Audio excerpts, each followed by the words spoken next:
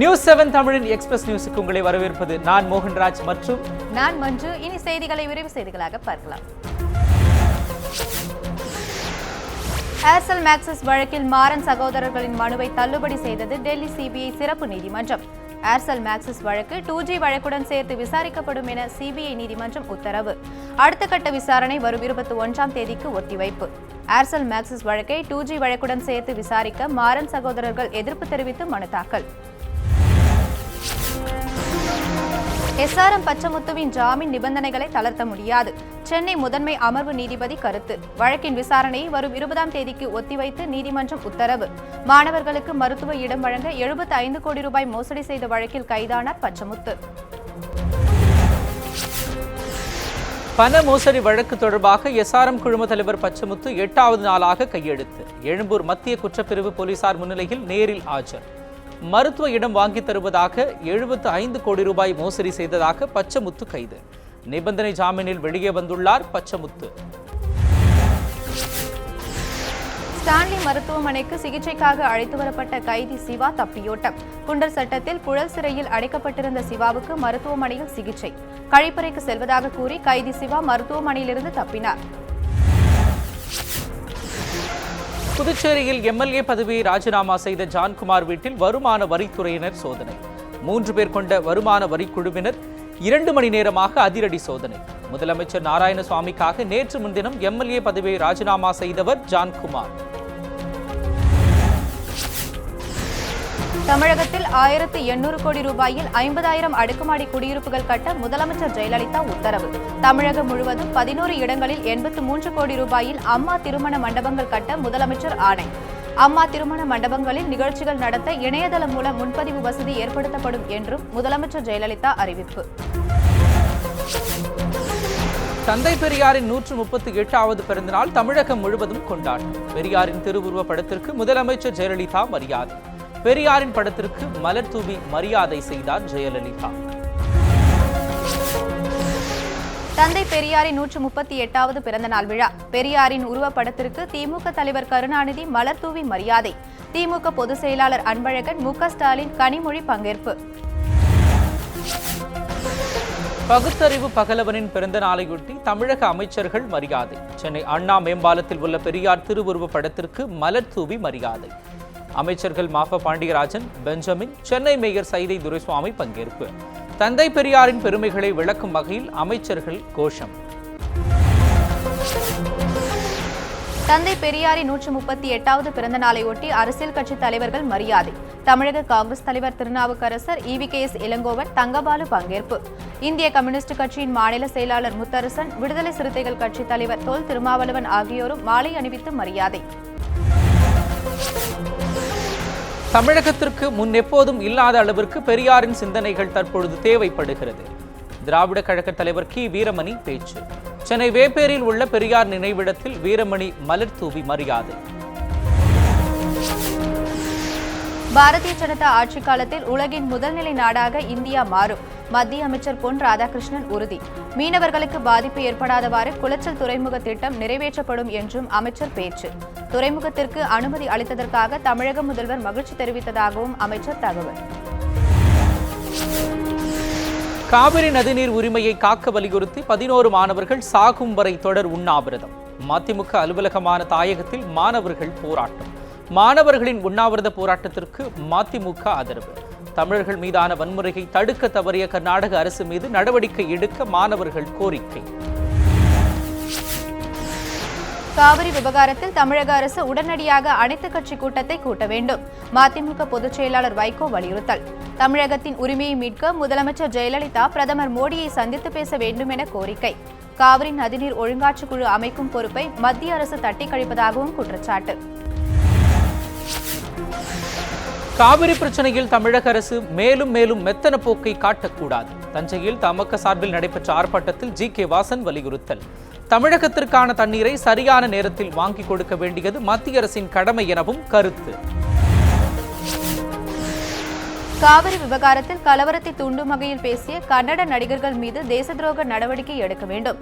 தமிழ் தேசிய பேரமைப்பு சார்பில் கோவை 2வது குற்றவியல் நீதிமன்றத்தில் வழக்கு வரும் 3ஆம் தேதி விசாரணைக்கு எடுத்துக் கொள்ளப்படும் என நீதிமன்றம் அறிவிப்பு. கர்நாடகாவில் பதற்றம் தணிந்த போதிலும் தமிழக பேருந்துகள் இயக்குவது நிறுத்தம். கர்நாடகா செல்ல வேண்டிய தமிழக பேருந்துகள் ஓசூர் மற்றும் ஜூஜுவாடி வரை மட்டுமே இயக்கம். தமிழகம் வரவேண்டிய கர்நாடக பேருந்துகள் மாநில எல்லையான அத்திப்பள்ளியுடன் நிறுத்தம். தமிழக கர்நாடகா எல்லைப்பகுதி மக்கள் போக்குவரத்து வசதியின்றி தவிப்பு. காவிரி பிரச்சனையில் மத்திய அரசு தமிழகத்தை வஞ்சிப்பதாக கூறுவதில் உண்மையில்லை. பாரதிய ஜனதா கட்சியின் தமிழக தலைவர் தமிழிசை சவுந்தரராஜன் விளக்கம். மத்திய அரசு தலையிட்ட பின்னரே பெங்களூருவில் வன்முறை கட்டுக்குள் வந்ததாகவும் தகவல். காவிரி பிரச்சனைக்கு இரு மாநில முதல்வர்களும் பேசி தீர்வு காண வேண்டும் எனவும் வலியுறுத்தல். முழு அடைப்பில் தமிழக அரசு பங்கேற்காதது ஏமாற்றம் அளிக்கிறது. விடுதலை சிறுத்தைகள் கட்சித் தலைவர் திருமாவளவன் வேதனை. தீக்குளிப்பில் உயிரிழந்த விக்னேஷின் குடும்பத்திற்கு 25 லட்சம் ரூபாய் வழங்க தமிழக அரசுக்கு வலியுறுத்தல். காவிரி விவகாரத்தில் அனைத்து கட்சிகளை கூட்டி பிரதமரை சந்திக்க வழிவகை செய்யவும் திருமாவளவன் கோரிக்கை. சென்னையில் நாம் தமிழர் கட்சி பேரணியில் தீக்குளித்த விக்னேஷின் உடல் தகனம். மன்னார்குடியில் ஆயிரக்கணக்கான தமிழ் அமைப்பினர் விவசாயிகள் இறுதி ஊர்வலத்தில் பங்கேற்பு. ஊர்வலமாக எடுத்து செல்லப்பட்டது விக்னேஷின் உடல். இறுதி ஊர்வலத்தில் வைகோ, சீமான், PR பாண்டியன் உள்ளிட்ட பலர் பங்கேற்றனர். நாம் தமிழர் கட்சியைச் சேர்ந்த இளைஞர் தீக்குளித்து இறந்தது வருந்தத்தக்க செயல். சட்டப்பேரவை வளாகத்தில் செய்தியாளர்களை சந்தித்த புதுச்சேரி முதல்வர் நாராயணசுவாமி பேச்சு. இதுபோன்ற நிகழ்வுகள் மீண்டும் நடைபெறக்கூடாது எனவும் நாராயணசாமி கருத்து. தூய்மையான மற்றும் பாதுகாப்பான புதுச்சேரியை உருவாக்குவதே நமது குறிக்கோள். போலீசாருக்கு மிதிவண்டி வழங்கும் நிகழ்ச்சியில் துணைநிலை ஆளுநர் கிரண்பேடி சூளுரை. முக்கிய வீதிகள் வழியாக காவல்துறை உயர் அதிகாரிகளுடன் சைக்கிளில் கிரண்பேடி ரோந்து. விழுப்புரம் திமுக நகர செயலாளர் செல்வராஜ் கொலை வழக்கில் 3 பேர் கைது செய்யப்பட்ட அப்பு, அசாத், தேவேந்திரன் ஆகியோரிடம் போலீசார் தொடர் விசாரணை. நடைபயிற்சிக்கு சென்றபொழுது 6 பேர் கொண்ட கும்பலால் கடந்த 14ஆம் தேதி வெட்டி கொல்லப்பட்டார் செல்வராஜ். பேரறிவாளனை தாக்கிய சிறை கைதி ராஜேஷ் கண்ணா வேறு சிறைக்கு மாற்றம். கடலூர் மத்திய சிறைச்சாலையில் ராஜேஷ் கண்ணா அடைப்பு. தாக்குதல் சம்பவத்திற்கு உடந்தையாக இருந்த மற்றொரு கைதி செல்வம் சேலம் சிறைக்கு மாற்றம். வளிமண்டலத்தில் உருவாகியுள்ள மேலடுக்கு சுழற்சியின் காரணமாக தமிழகத்தில் 2 நாட்கள் மழைக்கு வாய்ப்பு. சென்னை வானிலை ஆய்வு மைய இயக்குநர் பாலச்சந்திரன் தகவல். தென் மற்றும் வட தமிழகத்தில் இரவு மற்றும் அதிகாலையில் மழை பெய்யும் எனவும் அறிவிப்பு. சென்னையில் வானம் மேகம் மூட்டத்துடன் காணப்படும் என்றும் பாலச்சந்திரன் தகவல்.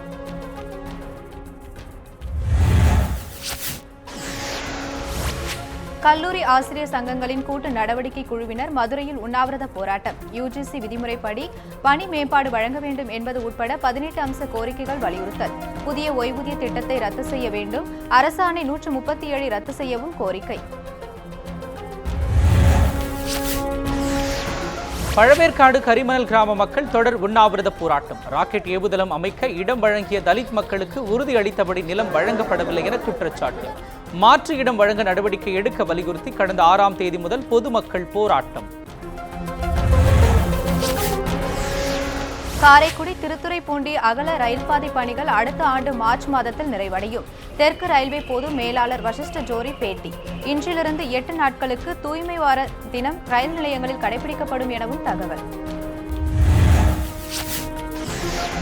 அமைச்சர் எடப்பாடி பழனிசாமி பங்கேற்ற அதிமுக பொதுக்கூட்டத்தில் தீ வைத்த 6 பேர் கைது செய்யப்பட்டவர்களிடம் தாரமங்கலம் போலீசார் விசாரணை.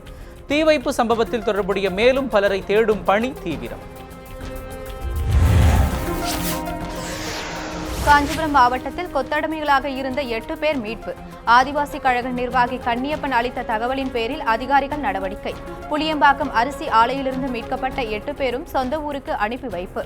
மீட்கப்பட்டவர்கள் அரசு அதிகாரிகளுக்கு கண்ணீர் மல்க நன்றி. சென்னை பட்டினப்பாக்கம் முதல் கலங்கரை விளக்கம் வரையிலான பகுதியை சுற்றுலா தலமாக்க நடவடிக்கை. சென்னை மாநகராட்சி மேயர் சைதை துரைசுவாமி தகவல். மெரினா கடற்கரையை ஒட்டிய பகுதியில் சீரமைப்பு பணிகள் நடைபெற்று வருவதாகவும் மேயர் பேட்டி. அமராவதியில் உடல்நலக்குறைவால் அவதிப்பட்ட மக்னா என்ற ஆண் யானை உயிரிழப்பு. கால்நடை மருத்துவர்கள் தொடர் சிகிச்சை அளித்தும் பலனில்லாமல் இறந்தது மக்னா. திருப்பூர் மாவட்டம் தலிஞ்சி வனப்பகுதியில் படுகாயங்களுடன் மீட்கப்பட்டது அந்த யானை.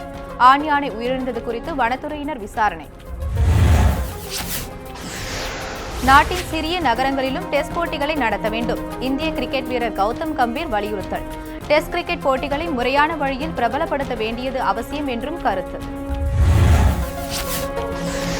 மும்பை அணிக்கு எதிரான 3 நாட்கள் பயிற்சி ஆட்டம். முதல் இன்னிங்ஸில் 324 ரன்களுக்கு டிக்ளேர் செய்து வலுவான நிலையில் நியூசிலாந்து அணி. தொடர்ந்து விளையாடிய மும்பை அணி 1 விக்கெட் இழப்பிற்கு 29 ரன்கள் எடுத்துள்ளது. ஆஸ்திரேலிய வேகப்பந்து வீச்சாளர் மிச்சல் ஸ்டார்க்குக்கு முழங்காலில் காயம். அறுவை சிகிச்சை செய்யப்பட்டு 30 தையல்கள் போடப்பட்டுள்ளதாக மருத்துவர்கள் தகவல். மிச்சல் ஸ்டார்க் முழுமையாக குணமடைய 3 வாரங்கள் ஆகும் என அறிவிப்பு.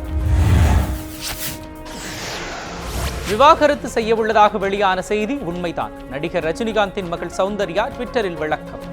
கணவருடன் ஓராண்டிற்கும் மேலாக பிரிந்து வாழ்ந்து வருவதாக சௌந்தர்யா பதிவு.